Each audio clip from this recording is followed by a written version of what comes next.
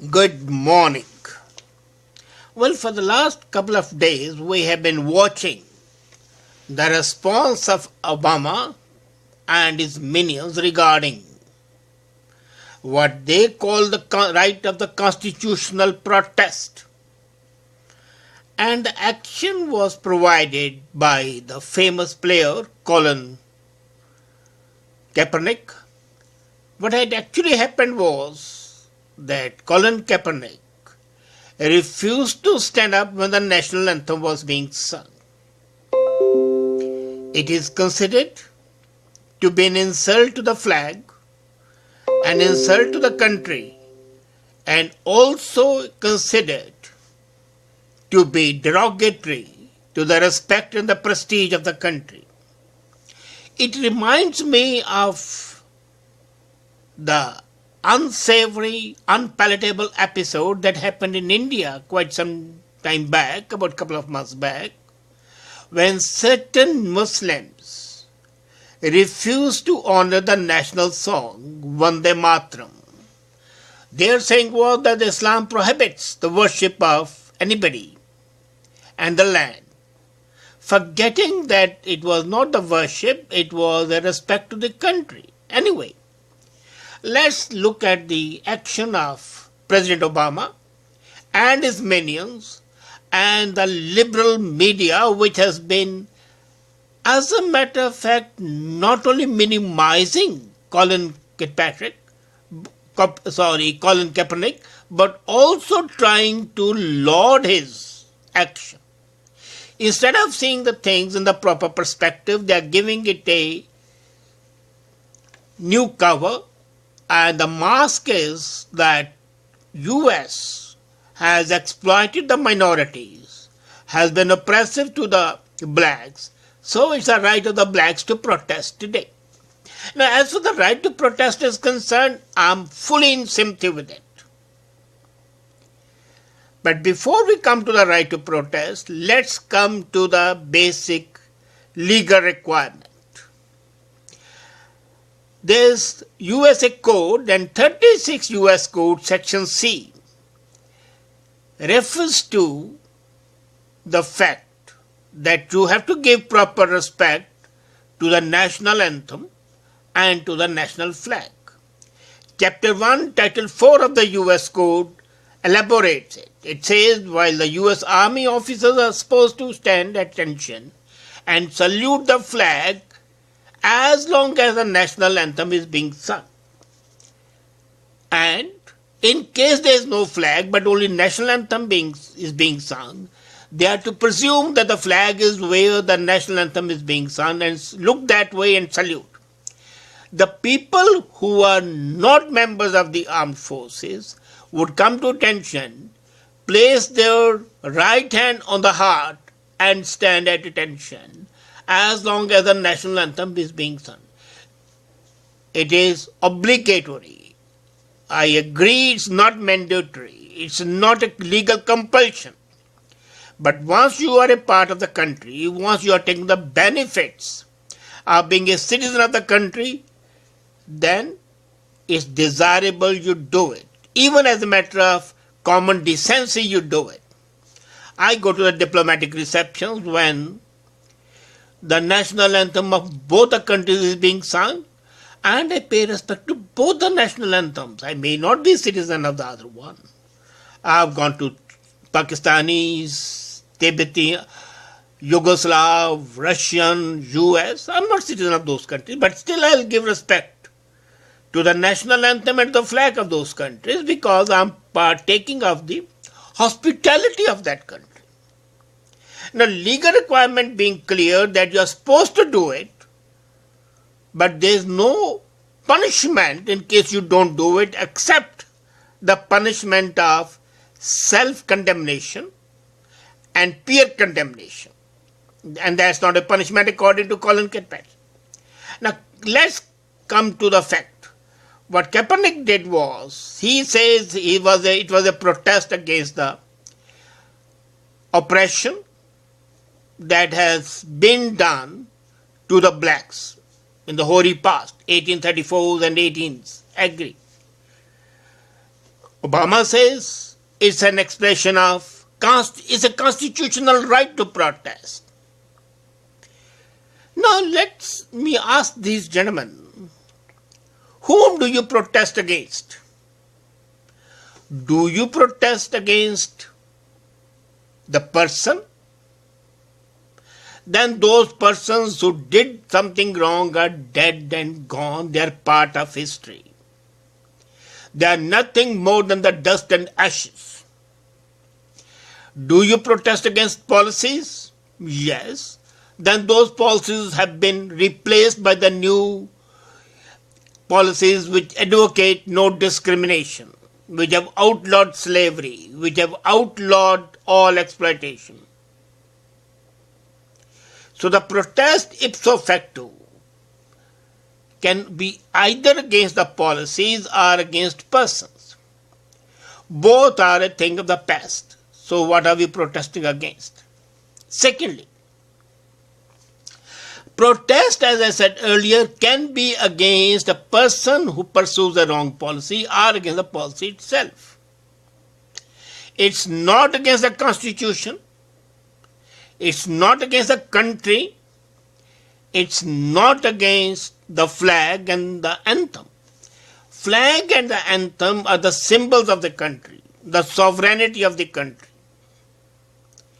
Neither the American flag, the Star-Spangled Flag, nor the anthem did in any way cause any exploitation. They were not responsible for it.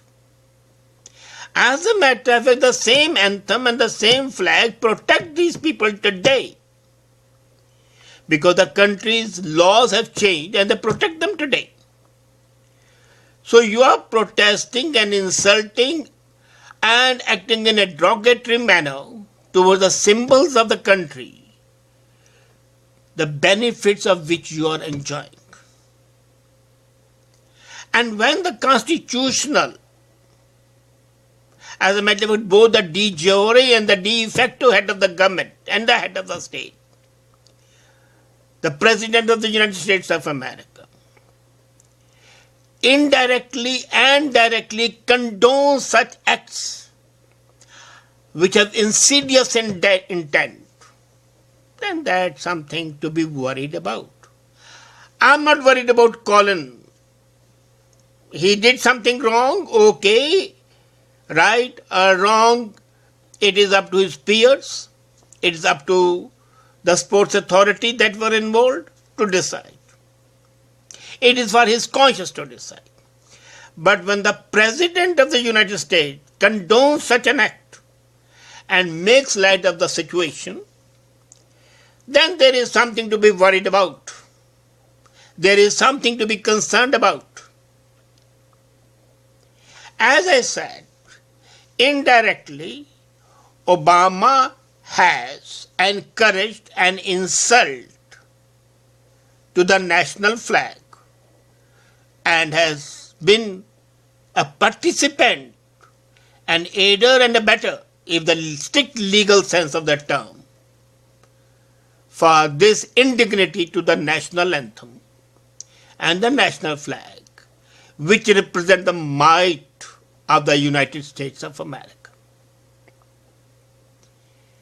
You see, coming to the Indian situation, the national song Vande Mataram, Vande is salutation to the motherland.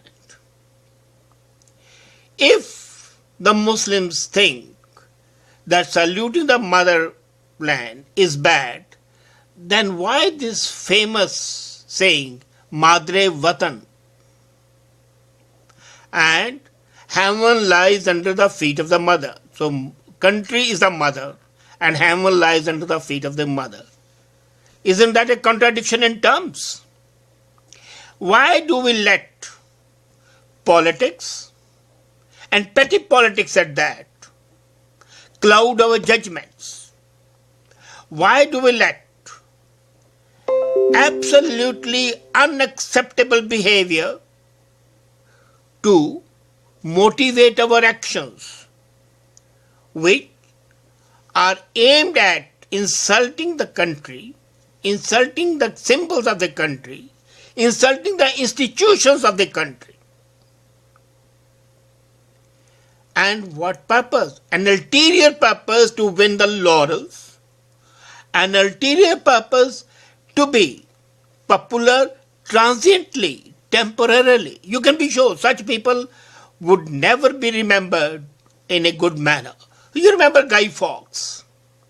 Even today Guy Fawkes is remembered, but for his in fireworks, not for doing something good for the country.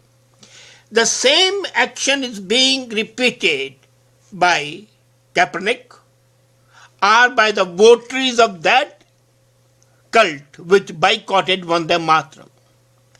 And when I had talked with ulmas, they said that that action of certain sect of Muslims was wrong, definitely. Even the famed lyricist Javed Akhtar said so, that this is absolutely unacceptable. You see, no sane person, no person who has been born in a country, who has a certain obligation to that country where he was born, where he was brought up, where he is earning his livelihood, where he is spending his days in peace, in freedom, has a right to insult that country. I am reminded of Socrates. You remember that Socrates was punished and he had to drink hemlock for his crime of educating people. No, the judgment was wrong. And the night his friends came to him, they said, Socrates, we have made arrangements to leave the country, leave Athens, go somewhere else.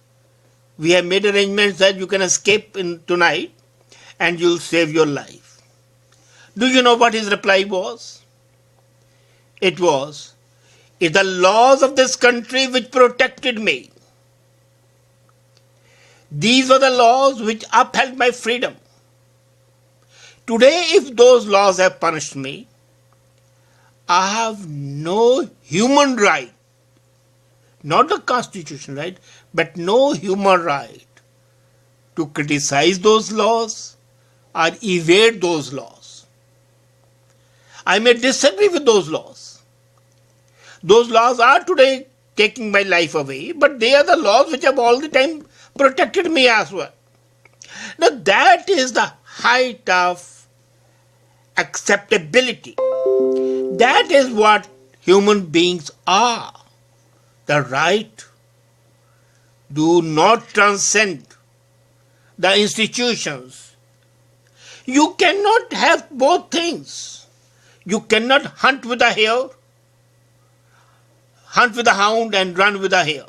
You have got to take a decision. And when Trump said, in case he has a problem, in case he doesn't respect the country, then he is free to leave. So what's wrong with that? Such people, as a matter of fact, in some time might have been punished for treason. I don't agree with that. It's not treason. It is misjudgment.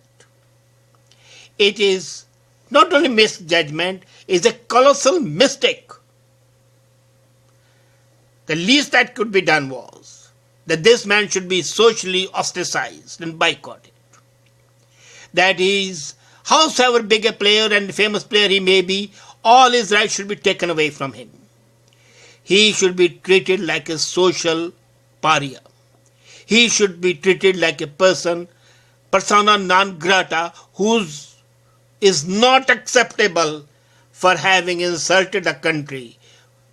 Not the policies, not the persons, but the institutions, the symbols.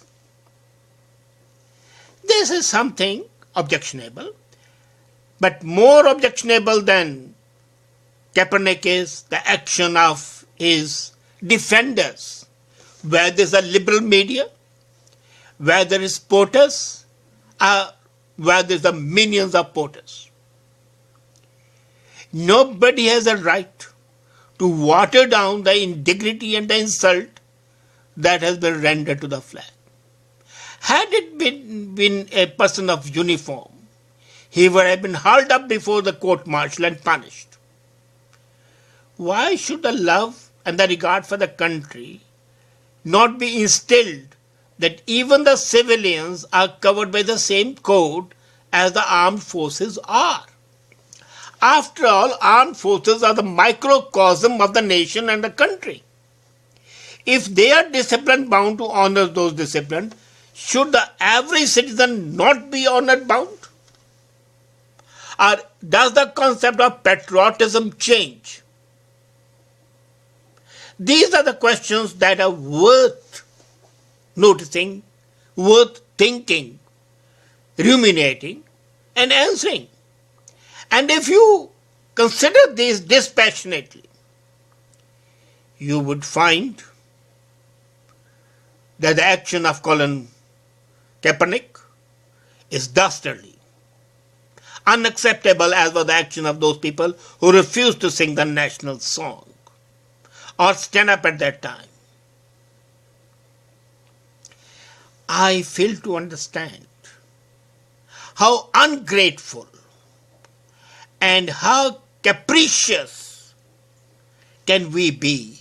Capricious for self-aggrandizement and self-promotion at the cost of these symbols that reflect the glory of the country.